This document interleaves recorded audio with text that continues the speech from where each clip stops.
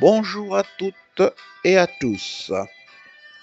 Aujourd'hui, je souhaite partager avec vous un protocole simple d'invocation de l'Esprit Saint. Rassurez-vous, il ne s'agit pas de magie. Détendez-vous, c'est accessible à chacun. Avant d'entrer dans la pratique, prenons une image. Imaginez que vous êtes mon invité. Je vous accueille avec chaleur, je vous invite à vous installer. Nous partageons un repas, puis au moment de votre départ, je vous remercie et vous raccompagne poliment. Un rituel obéit à la même logique. Il commence par un accueil qui est l'ouverture, s'achève par un au revoir qui est la fermeture, et entre ces deux instants se déroule l'échange qui donne sens à la rencontre. Quand vous vous adressez à un ami, disons qu'il s'appelle Jean, vous l'appelez par son nom pour attirer son attention. Jean, s'il te plaît, passe-moi le pain. Il en va de même pour l'Esprit Saint. Il est déjà présent en nous et tout autour de nous. L'invocation ne le fait pas venir, elle nous rend simplement conscients de sa présence et attire notre attention vers lui. Sa présence est permanente. Comme le dit l'Écriture, l'Éternel est celui qui te garde. L'Éternel est ton ombre. Psaume 120, verset 5. Ainsi, le rituel encadre notre prière. Contrairement aux pratiques magiques fréquentes dans notre civilisation caribéenne, qui convoquent des entités par des formules mystérieuses, dans la voie de la science hermétique, tout repose sur conscience, volonté et simplicité. Le protocole est simple. Commencez par allumer une bougie placée sur une table devant vous.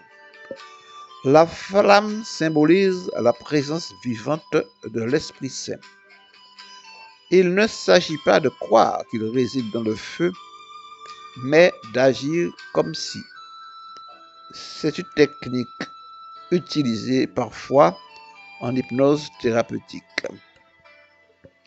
Ce symbole est cohérent avec le Nouveau Testament où l'Esprit Saint se manifeste sous forme de langue de feu. Pour illustrer mes propos, imaginez la situation suivante. Par un moyen mystérieux, vous êtes en Égypte il y a 3000 ans, mais avec la technologie actuelle. Vous présentez un téléphone portable à un homme. Il rirait si vous affirmez que cet objet lui permet de parler à son père en Grèce. Et pourtant, vous arrivez à le convaincre de parler dans cette petite boîte. Il accepte de faire comme si et parle dans l'appareil. Et à sa grande stupéfaction, la communication a bien lieu. Il en est de même ici. Faites comme si et parlez à l'Esprit Saint avec humilité. Allumez votre bougie avec recueillement. Inclinez la tête sur votre poitrine. Joignez les mains et parlez à votre cœur. Dites simplement, Saint-Esprit, Dieu de lumière et d'amour, je te remercie de ta présence. Par le Christ qui vit en mon cœur. Ensuite, décrétez ce que vous désirez fermement, calmement. Comprenez bien, vous ne suppliez pas, mais vous réalisez votre projet. Celui qui a de l'autorité ne crie pas et ne gesticule pas. Jésus nous enseigne, je cite, « C'est pourquoi je vous le dis, tout ce que vous demandez en priant, croyez que vous l'avez reçu et cela vous sera accordé. » Marc chapitre 11, verset 24.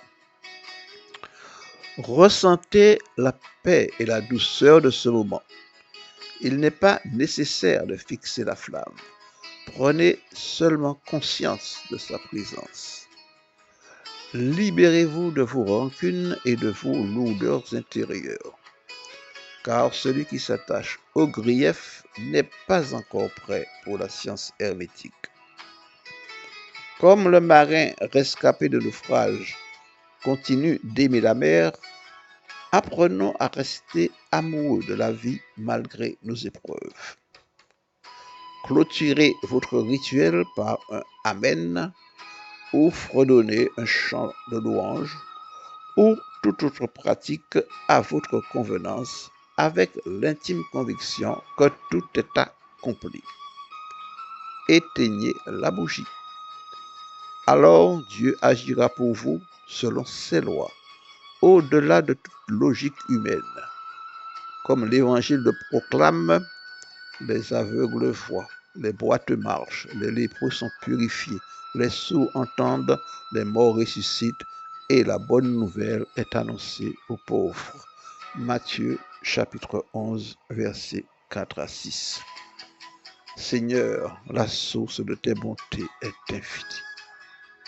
Belle et lumineuse journée à toutes et à tous.